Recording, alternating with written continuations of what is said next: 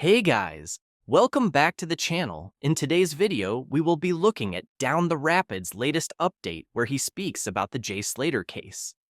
Also, Ophelia's statement continues to be exposed, as she told Mark Williams Thomas that she didn't see Jay walking up the road.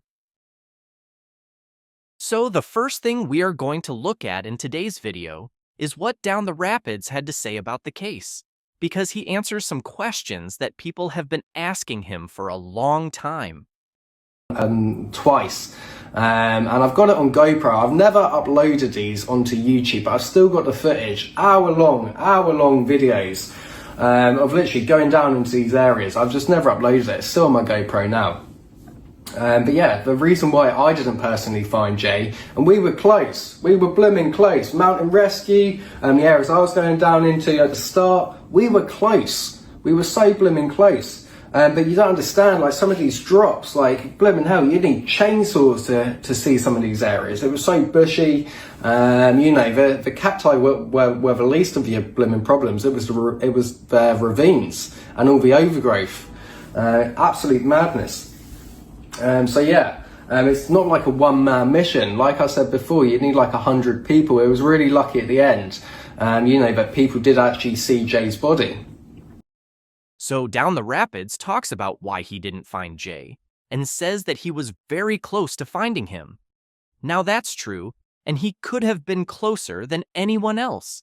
But if Jay's body wasn't there for the whole time, then no matter how close he was, he wouldn't have found him. Also, he literally says that the terrain is so hard to get through that you would need a chainsaw to see some of the areas, and that cacti would have been the least of your worries. So if you would have needed a chainsaw to get through these areas, how the hell did Jay manage to just walk through with nothing on him? There was nothing that he could have used to clear the way for himself, so how did he even get so far? It makes no sense at all. When Lucy talks about her conversation with Jay, she says that he was worried because he was cut by a cactus, and if that would have been the least of his worries, and really it was the massive drops that were the problem, then why did he decide to carry on going after speaking to his friends? Many people have said that the terrain was so hard to get through, but for Jay, it seemed like he just managed to walk through it. So does this really make you think that this was all an accident and that he got through all of the overgrowth by himself? Because I'm not convinced. So yeah, and people are saying, was he unalived?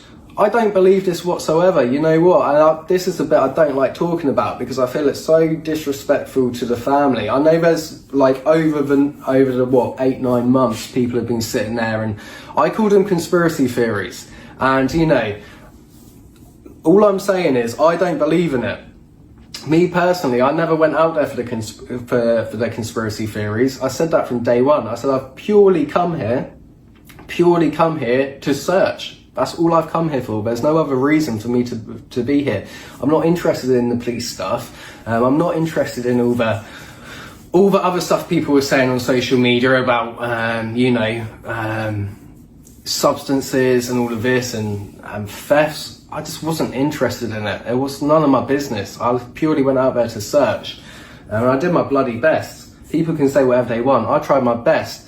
Even all the reporters were saying, hey Paul, like on some days, most of the days, hey Paul, you're the only person who's out here searching. The police aren't doing anything. You know, they'd see me bloody go up the mountain in the morning and then come back in the evening absolutely torn up, cacti pricks in my arm. It was only a few months ago, it's still in like December of last year, sorry, I was still pulling out blooming cacti pricks out of my arm.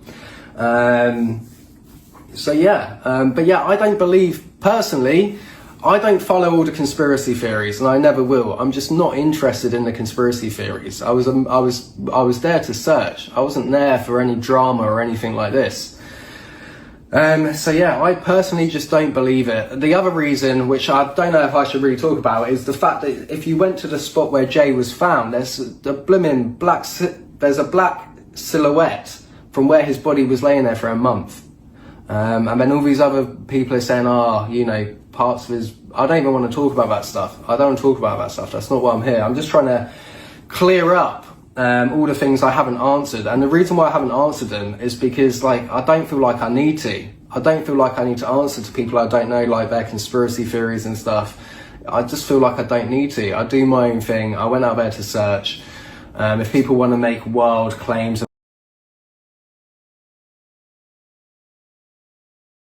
So Down the Rapids doesn't believe that there is any foul play involved in this case, even though he just talked about it being near enough impossible to get through the rough terrain. He also says that where Jay's body was found, there was a black silhouette from where he was lying there for a month, which is basically like an outline of someone's body. But I took a look at this, and this can happen after being there for only 10 days. So that doesn't 100% prove that Jay was there for a whole month. Not only that, but a dead body can start giving off bad smells around 72 hours after someone has died. So how DTR got so close to the body and didn't smell anything weird is very disturbing. And that doesn't just go for him, it goes for everybody who was searching for Jay. Not one person picked up on the smell of someone who is deceased, because it wasn't mentioned once. DTR even says that it's lucky that people noticed Jay's body, so obviously nobody actually smelt anything. This is also questionable because that smell that is released when someone has passed away can stay for a long time, even after the body has been moved. Remember, Jay was apparently there for a whole month, so there is no doubt that a bad smell would have been released. How no one picked up on this is very strange to me. The last thing we are going to look at in today's video is what Ophelia told Mark Williams Thomas. Because it is different to what she said in her official statement, this is very interesting. You know, and I spoke to the holiday let yesterday, and the lady was very, very helpful. She said on that morning, Jay asked her, and there was a language challenge between them both. He asked her where the bus was, what time the bus was going to go, and she signalled 10. With that, he walked off. He walked off up the hill. She says she didn't see him after that. We don't know where he goes. So obviously, if he walks up that direction, that's away from home. What we need to know is anybody drive up that area on that morning? It's a busy area, both in terms of tourists and locals.